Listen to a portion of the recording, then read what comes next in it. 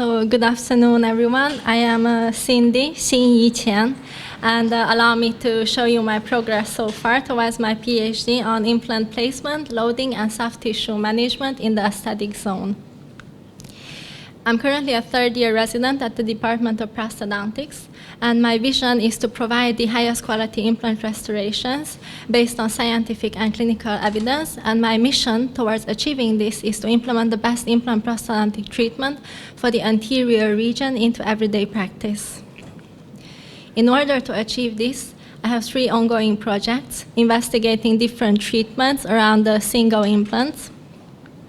And my first project is already finished, and our main finding was that immediate implant treatment is the best option for single anterior maxillary implants.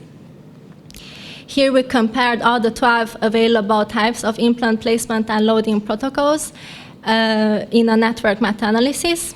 And you can see in this table, indicated with the red numbers, the timing of implant placement into the alveolar bone after tooth extraction, and indicated with dark blue letters is the timing of prosthetic loading after implantation.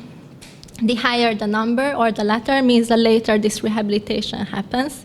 And conventionally, implant rehabilitation used to follow late placement and loading, but understandably, patients prefer the restoration of anterior teeth as soon as possible. However, we did not know how the timing of treatment would affect the hard and soft tissue parameters, and that is what we wanted to compare between these protocols regarding single maxillary anterior implants. Due to the extremely low implant failure rates, it was not feasible to conduct a network meta-analysis for implant survival rates. Therefore, we conducted proportional meta-analysis to accumulate implant survival rates for each protocol individually.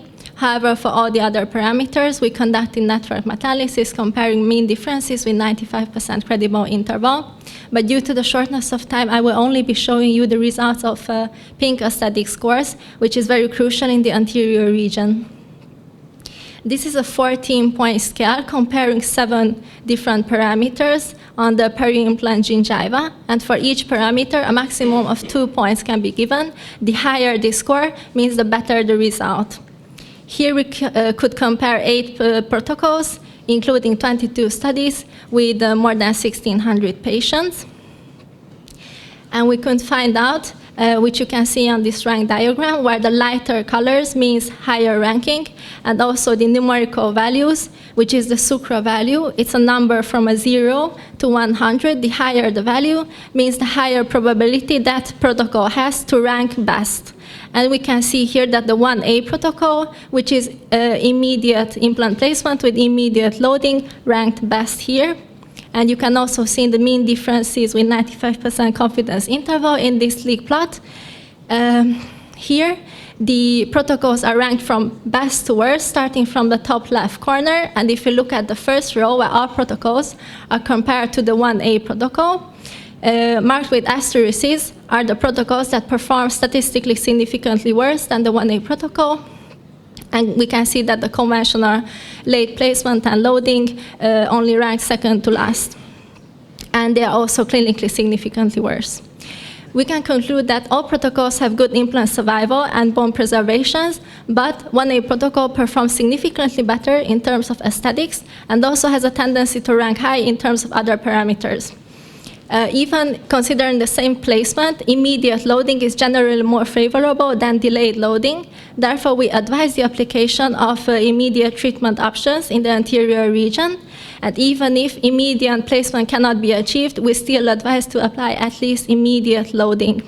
However, we still need more randomized controlled trials with long-term follow-up for stronger evidence.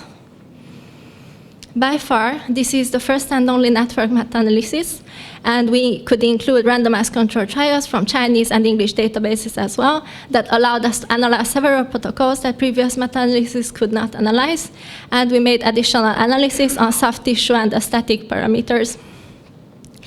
Unfortunately, even so, the study numbers are very low, and therefore we had missing data for some protocols and long-term results as well. We submitted this article in the Journal of Prosthetic Dentistry. In my second project, we investigated soft tissue healing around single implants, comparing anatomic versus non-anatomic healing abutments. The conventional stock healing abutments are very cheap and easy to use. You just have to buy it and place it on the implant. However, it is narrow, round, and non-anatomical, which will cause a discrepancy with the later anatomical final prosthetic rehabilitation, and therefore the process will be lengthy and painful for the patient. On the other hand, the anatomical healing abutments or provisional restorations allow a one-step soft tissue formation, and that will require much less adjustments later on and will be less painful for the patient, but it is only achievable with a pre-surgical backward planning. And we aim to compare these two types of healing abutments, actually 3 types, because anatomical and non-anatomical healing abutments, as well as provisional crowns, were compared. Again, for the previously mentioned reason, a proportional meta-analysis was conducted to accumulate implant survival rates.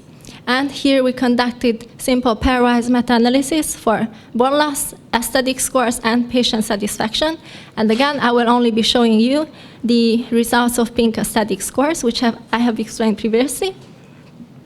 You can see here that we conducted subgroup analysis for anatomical healing abutment versus stock healing abutment, marked with the AHA group, and provisional restoration versus stock healing abutment, marked with the PR group. And you can see that overall, the intervention group resulted in a 2.13 points higher pink aesthetics, which was both statistically and clinically significant. Although the anatomical abutments or provisional restorations do not affect short-term implant survival or bone loss, since they result in better aesthetics, therefore we advise its application in the anterior region. However, we need more standardized randomized control trials with at least medium and long-term follow-up as well. There has not been a previous meta-analysis yet in this topic, so this is the first one, and we included 8 randomized control trials, but unfortunately our studies were quite heterogeneous, and they only showed short-term follow-up mainly. Some of them did not even reach a 1-year follow-up. Currently, I'm doing the risk of bias and grade analysis, and we plan to submit this article in May. And I would like to thank your kind attention with a quote from the Greek poet Hesiod, "But before the road of excellence, the immortal gods have placed sweat." Thank you.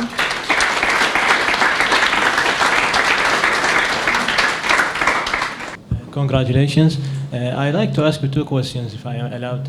The first one is regarding bone loss and pocket depth. I'm facing a lot of heterogeneity in the data. Like some articles collect them distal mesially, some give the marginal, some give the number of less than 2 millimeter, more than 5 millimeters. So how did you manage that?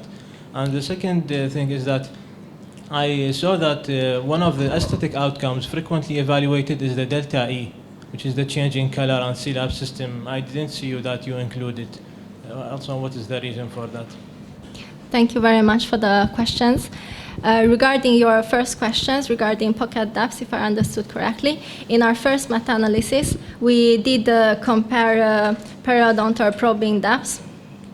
However, although the pocket depths could be an indicator for peri-implant inflammation, but by itself, it is not enough. We still need other parameters such as bleeding index and patient's oral hygiene, that is plaque index, to evaluate them together.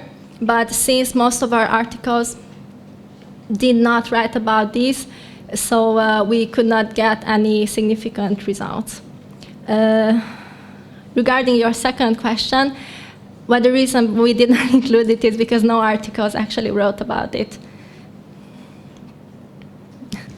Hi, Cindy. I have a question about your second project. I don't know if I just misunderstood something, but you mentioned that the first outcome was only a proportional meta? Yes. So is there no comparison there?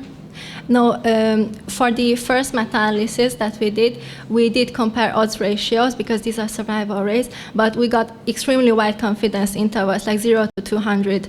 And also, in some cases, we had a lot of 0 events for failure, which means 100% survival rate. Therefore, we could not really rank those.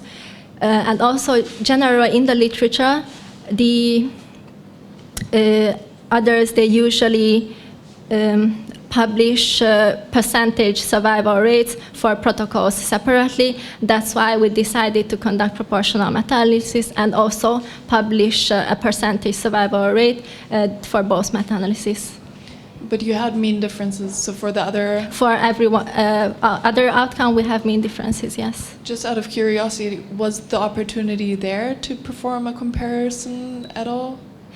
Again, here we had lots of zero events, so wouldn't be really feasible to do that, or we couldn't have compared it to any other literature anyways. So this is why we decided on this. I see. Thank you. Thank you.